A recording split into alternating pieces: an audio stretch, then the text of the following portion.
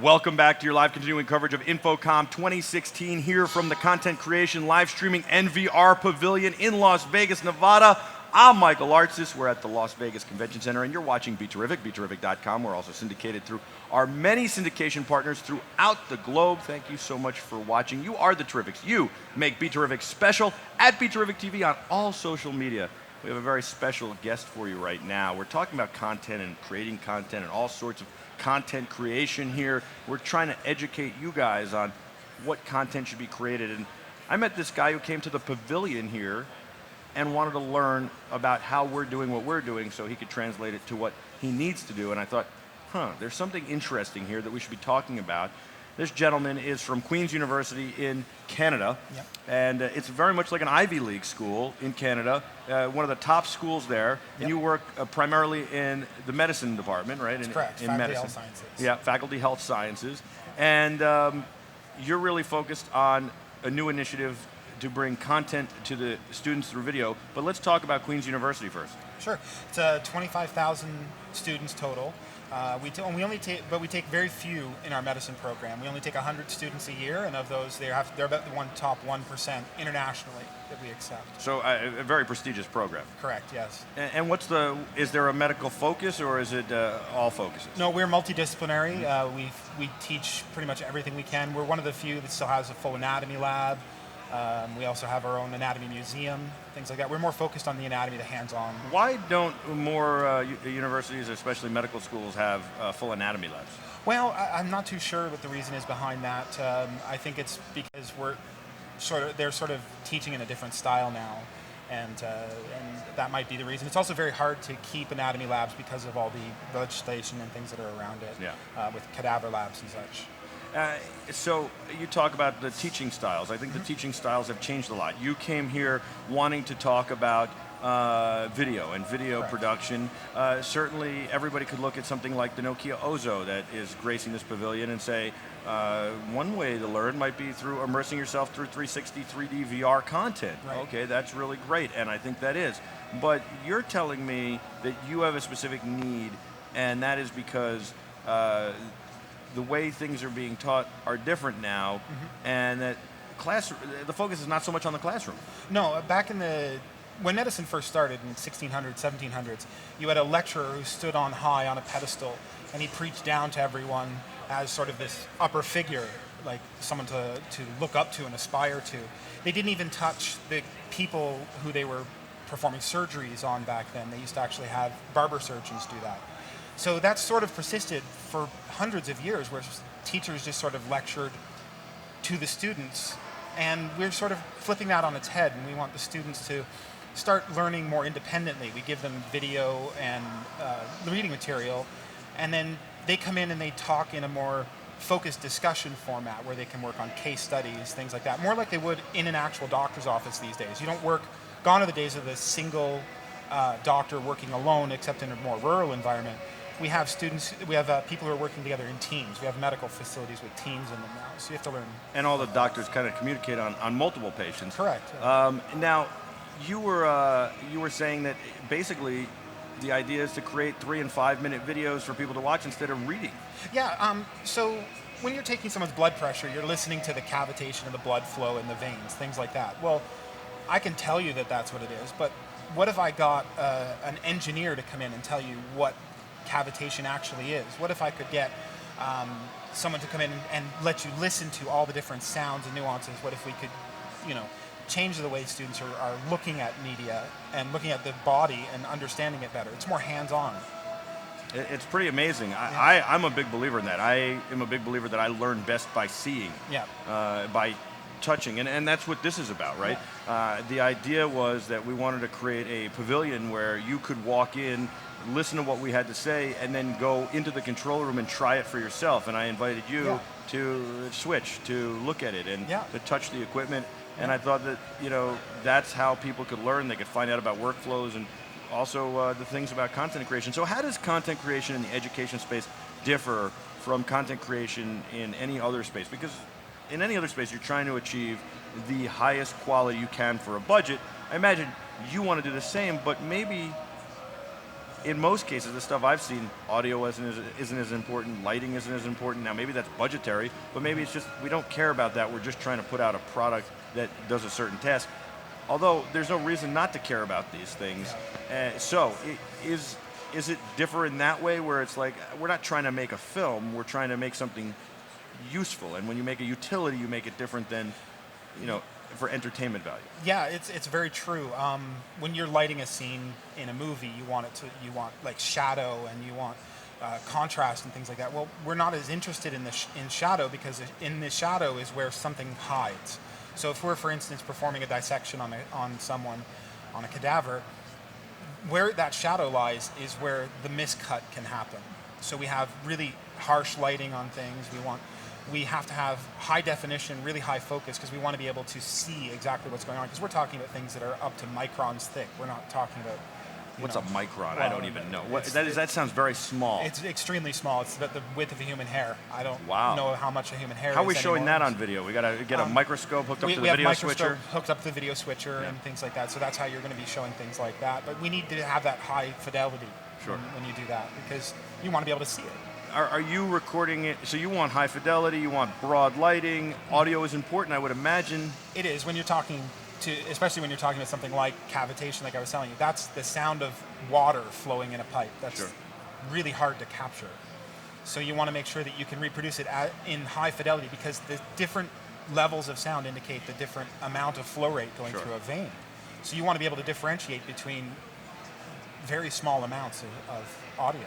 It's very interesting. I'm just thinking of a scenario where a young doctor can have a patient and even refer to these videos that they got in school and kind of gauge, where something is, and maybe even, not second guess themselves or have reinforcement. Yeah, and that's part of what we're looking to do too. So part of becoming a doctor is you also have continuing education.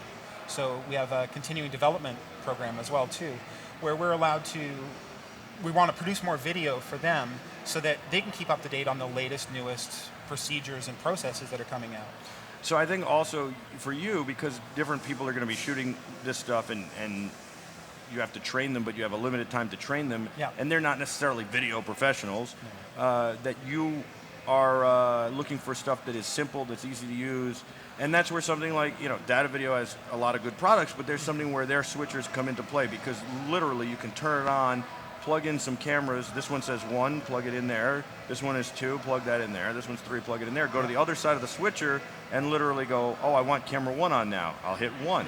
I want camera 2 on now. Hit 2. And be done with it. There's no software to teach somebody how to use.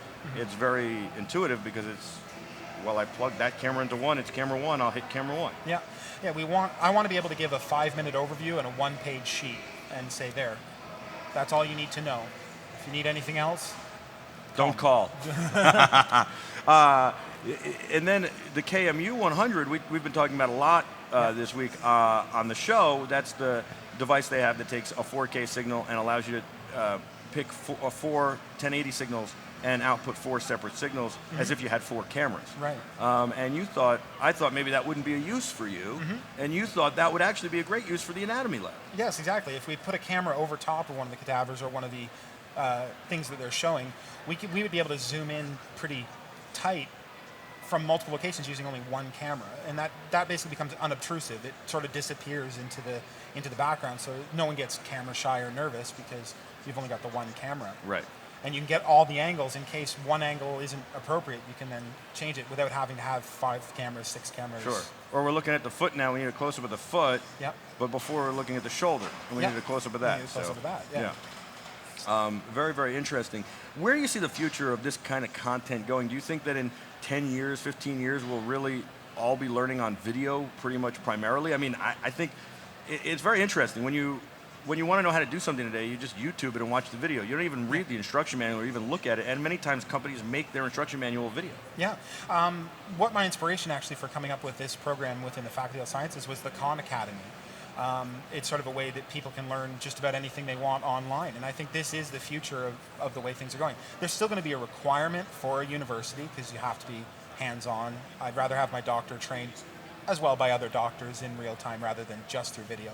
But it's a great way to sort of deliver up-to-date information, to show them what's coming down the line, and to basically give everything in consumable chunks, because that's the way we're working now these days. I mean, we're working with students who have grown up with fast-cut video. They've grown up with a lot of media permeating everything. We've got a phone in our pocket that can deliver any content we want to it at any time. So we want to be able to, take use of that. What about products like the Nokia Ozo? Do you see that working into the education space, especially when you talk about working on a cadaver or something else? Yes, that could be really beneficial to things like that as well too, because we'd be able to then observe everything in 3D. Because it's one thing to look at a heart in a photograph, but when you actually see the dimension of it. Sure. Or you can see how a doctor holds it, and you can look here and look there. Yeah. What about the idea I just had of maybe taking an Ozo into a real operation, kind of hanging it above? I don't know if you could get this permission, or maybe it's a cadaver you're doing it, but you hang it above the patient, so to speak. Yeah. And then the person who's, then obviously later in post you flip it back over so that it seems like you're kind of right over the cadaver, or you are the cadaver. Yeah. And then you can, and I don't know, maybe the placement's not right, but you can watch the surgeons do what they're doing, and then you can look at them for their reactions. And I know they wear masks and everything, but you can hear what they're saying, and you can look at the eyes tell a lot, right? They do, yes. You can look at the eyes.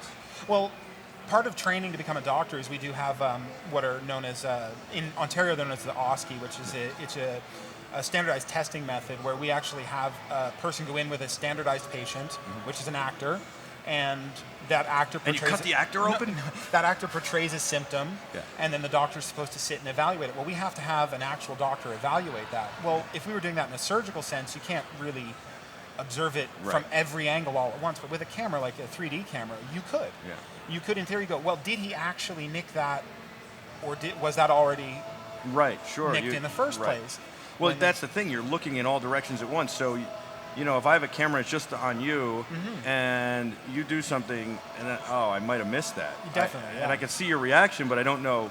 But if I have a camera that's 360 and it's right here, I can look at your face and your hands, and if I go back and play it back, I can look at your face or your hands. Yeah, that would be an incredible benefit, I think, to a lot of the teachers and a lot of the students when they're learning. Yeah. Because it gives the teachers the chance to sort of show you what it really looks like when it's there. So I go back to the question of, do you have, when you're creating this content, when the other people are creating, and they're not the best trained in the world, you already said that. Yeah.